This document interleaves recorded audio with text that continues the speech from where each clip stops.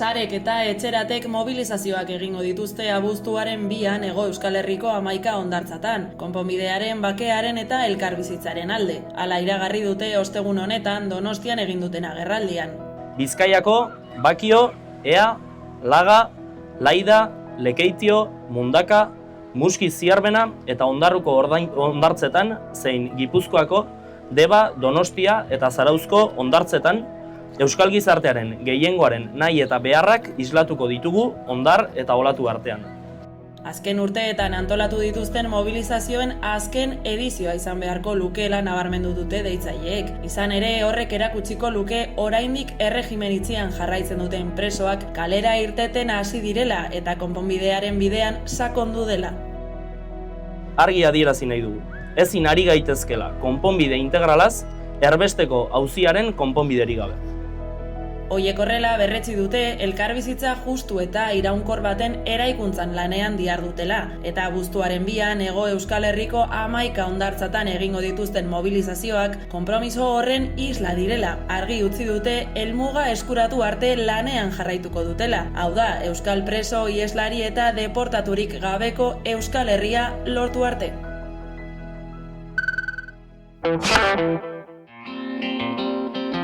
Ongizatea zer da? Ondo bizitzea, norbera zaintzea, familiarekin eta komunitatearekin batera haztea, osasuna, berdintasun eta bizikalitatea erdigunan jartzea.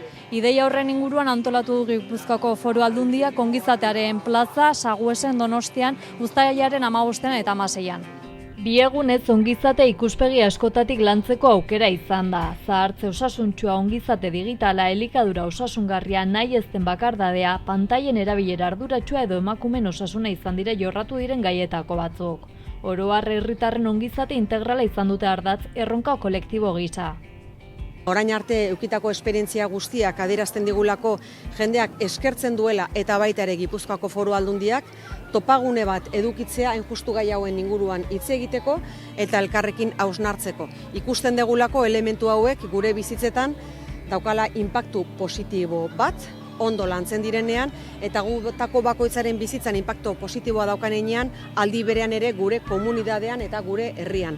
Horregatik egin dugu honen aldeko apostua. Donostiak ere ongizatea nahi du izan eta Donostia ere plaza da. Guk bertute bezala edo behintzat helburu bezala jarri dugu nahi dugula izan Europako hiri zoriontsu eta oparoena, asko hitz egiten dugu oparotasunari buruz, datuak hor daude ekonomikoak, baino zalantzarik ez daukat zoriontasuna bete-betean lotuta dagoela ongizatearekin. Eta gaur hemen, edo egun hauetan, behintzat ongizateari buruz asko hitz egingo dugu. Adituek, elkarteek eta lehen pertsonan bizitako esperientziak partekatu dituzten herritarrek hitzaldiak, tailerrak eta solasaldiak eskaini dituzte. Besteak beste Guruz Linaza Soro neurologoa ongizatearen zientziaz aritu da. Jakoba Errekondok elikadura jasangarriaren gakoak azaldu ditu. Eta Altxaburua elkarteak teknologia digitalen erabilera osasungarriari buruzko saioa gidatu du. Jarduera praktikoetarako tartea ere izan da, kirol saio irekiak, mindfulnessa, estimulazio kognitiboa, gosari osasungarriak, pilatesa eta adinekoentzako tresna digitalen inguruko tailerrak besteak beste. Bi eguneko egitaraua Amaia Gajate Donostiarraren kontzertu akustikoarekin amaitu da, komunitatea ospatzeko eta bizitakoa partekatzeko. Honako ongizatearen plaza 8. izan da eta datorren astean Hondarribian izango da.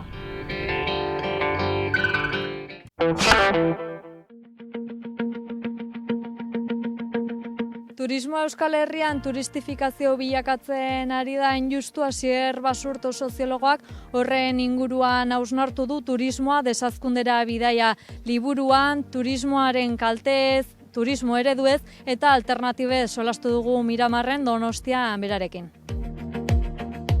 Turistifikazioarena eta turismoaren inguruko gatazkak, azken urtetan, esan dezakegu azken 10-12 urtetan piztu dira eta berotu egin dira, gero eta gehiago denboran zehar, eta Argi aldizkariko lagunek proposatu zidaten liburu hau idaztea. Pixkat ezaugarri zehatz batzuekin proposatu zidaten. Oinarrizko liburu bat, irakurterraza, datuetan eta teorietan gehiegi sakondu gabe, baina oinarrizko kokapen bat erraztuko ziona irakurleari. Eta egia da, olakorik euskaraz etzeola, beste hizkuntza batzutan badaude antzeko planteamendua duten liburuak, baina kasu honetan nik ere behar horrekin bat egin nuen eta iruditu zitzaidan merezi zuela idaztea. Gaude egoera batean nahiko arriskutsua. Turismoak sekulako hazkundea bizitu izan du azken hamarkadan. Guk Donostiako kasua ezagutzen dugu bereziki eta landu dugu, baina Euskal Herriko hainbat lekutan gertatu da. Mundu mailan ere hainbat lekutan gertatu da eta arazo bat izatera pasatu da. Garai batean desiragarriena zena edo eramangarria zena, jasangaitza bihurtu da leku askotan. Eta oraingoz behintzat ez dirudi aldatuko denik epe motzera, norabide aldaketa bat gizartean gehiengo batek bultzatzen ez badu. Egungo egoeratik abiatuta idatzi du Basurtok turismoa desazkundera bidaia liburua eta turismo jardueraren sistema aztertu du. Liburu laburra da, 140 horri inguru ditu eta 16 bat kapitulutan antolatuta dago, baina 3 bloke nagusitan dagoela esango nuke. Hasieran badago kokapeneko atal bat, turismoaren historia kontatzen du 3 pausotan, eliteak turismo egiten hasi zirenetik gainezka egitea hasi dan arte, eta baita ere oinarrizko kontzeptu batzuk definitzen ditu, garrantzitsua delako bereiztea, turistifikazioa, gentrifikazioa, gainturismoa edo masifikazio turistikoa adibidez, ez? Gero badago bigarren atal bat, gainturismoaren edo turistifikazioaren kalteak azaltzen dituena. Eta hor hitz egiten dugu, etxe bizitzan dituen eraginez, kliman dituen eraginez, kulturan dituen eraginez, edo hizkuntzetan dituen eraginez adibidez. Eta azkeneko blokean saiatzen gera alternatiba edo seinalatzen. Orduan batetikan herritarren mobilizazioari buruzko azalpen batzuk daude, baita ere instituzioen politikaen ingurukoak, eta baita ere gutako bakoitzak norbanako bezala egin dezakegunaz. Eta bukatzeko badago proposamen bat, desazkunde turistikoaren norabidea zertan datzan edo azaltzen duen atala edo dago.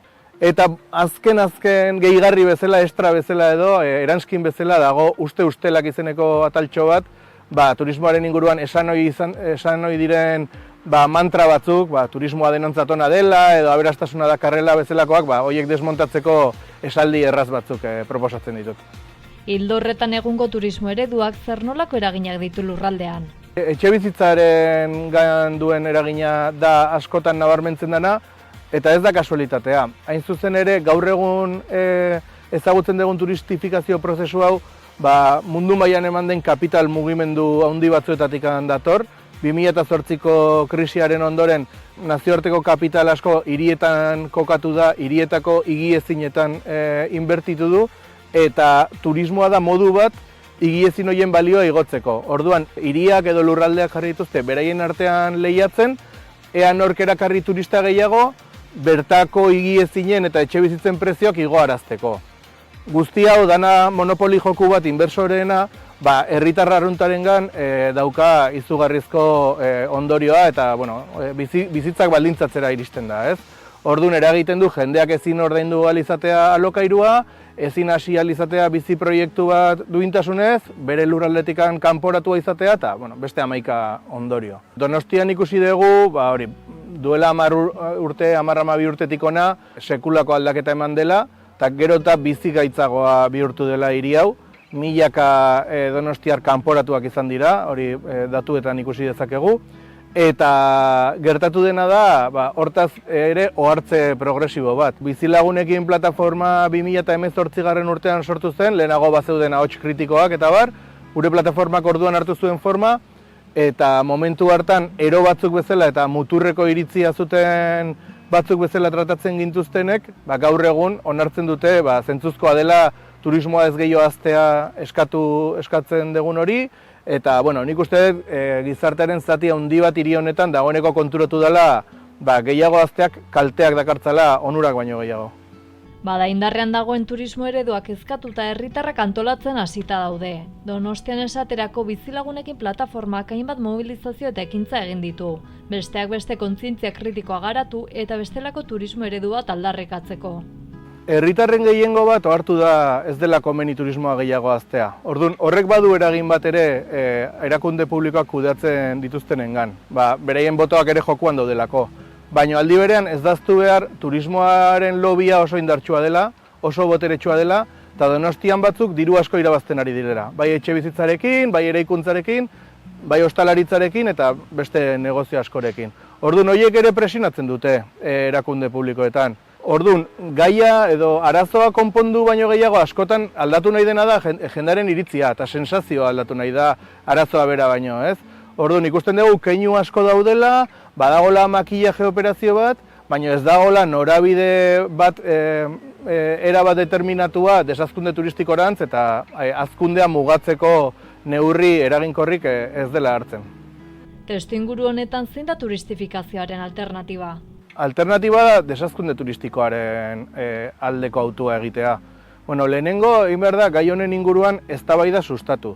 Eta ez sinismenetan bakarrik aurrera egin, beti pentsatzen turismoak onura besterik ez dakarrela, lana sortzen duela eta barrez. Orduan, 3 puntu nagusi aipatzen ditugu, beste pentsalari eta ikerlari batzu hartutakoak dira.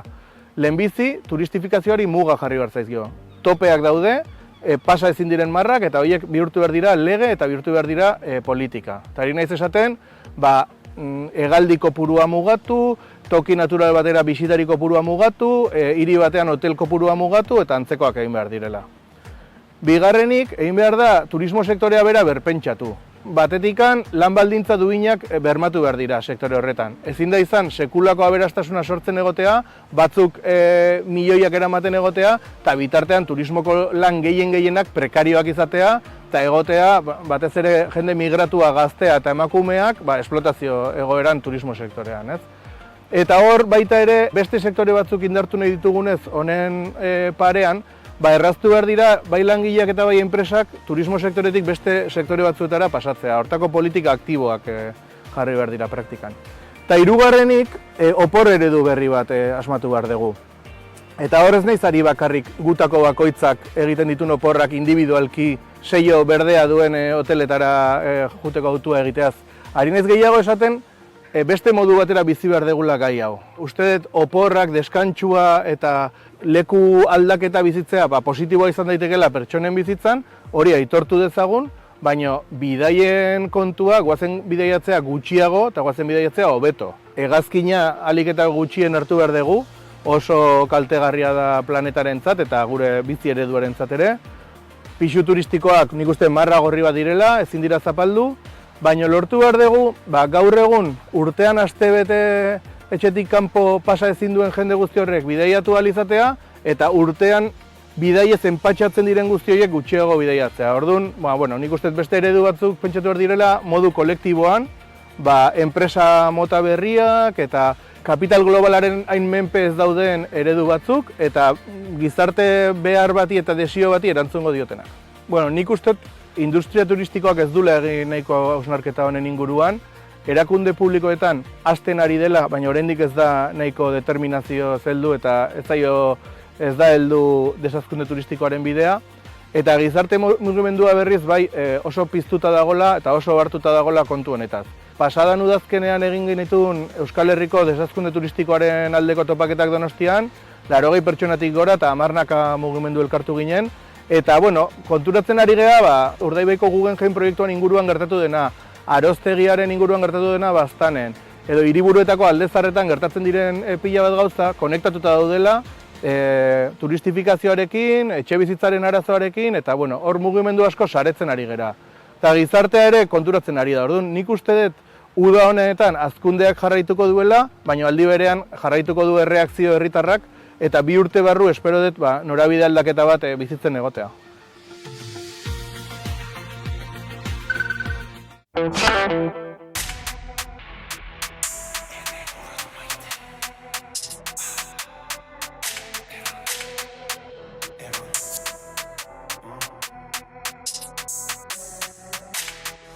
Ikusi du lurra zatitzen, lagunak partitzen, sendiak amiltzen, herritasumea isiltzen, eta betiko biluzta biltzen. Lekuko naiz, nintzen, bihar pagolan gaur miarritzen, bizigabea eraikitzen, eta barneko bizia hiltzen. Nik nahi nuke tokiko monetan paga gure laborantza eta bere ganbara, ustelak epaitu herrika balkadan emana ez dena hartu behar ez daba. Itxasoan, bidasoan, urtanta bat baino ez gara, karrikan naturalki bizi ez bada, ikastolak ez du salbatuko euskara. Gure kostan, zenbat koska, gazte kospa, badatoz ozta, irautea ez zaigu gutxi kosta, harimakozka egiteko diosta, ez dugu errezeta gure errezeta bate HZ, nahiago bigeta bebeka erreta, itxaso izan dadin txikien erreka, bukatu da, ez du gala, inork errez ez duala, hain bilakatu da naturala, asimilazio kulturala, postalen liura, laburu ikurriña dena itxura saltzeko erabiltzen dute kultura garesti ordaintzen bukatu dugu ba. Urraturik, ukaturik, enel urrat maite, ebatxirik, ebakirik, enel urrat maite, baiturik, zatiturik, enel urrat maite, animalia naizeta, enel urrat maite, urraturik, ukaturik, enel urrat maite, ebatxirik, ebakirik, enel urrat maite, baiturik, zatiturik, enel urrat maite, animalia naizeta, enel urrat maite, maite, maite.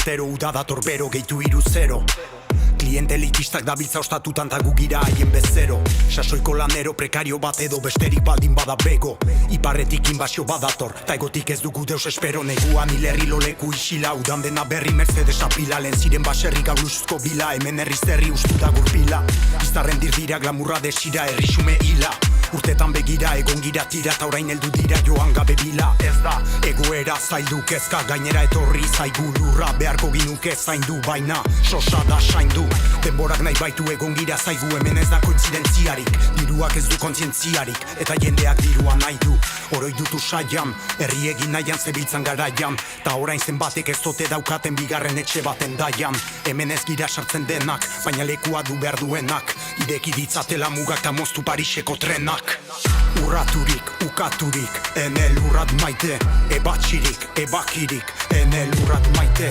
Baiturik, zatiturik, enel urrat maite Animalia naizeta, enel urrat maite Urraturik, ukaturik, enel urrat maite Ebatxirik, ebakirik, enel urrat maite Baiturik, zatiturik, enel urrat maite Animalia naizeta, enel urrat maite Maite, maite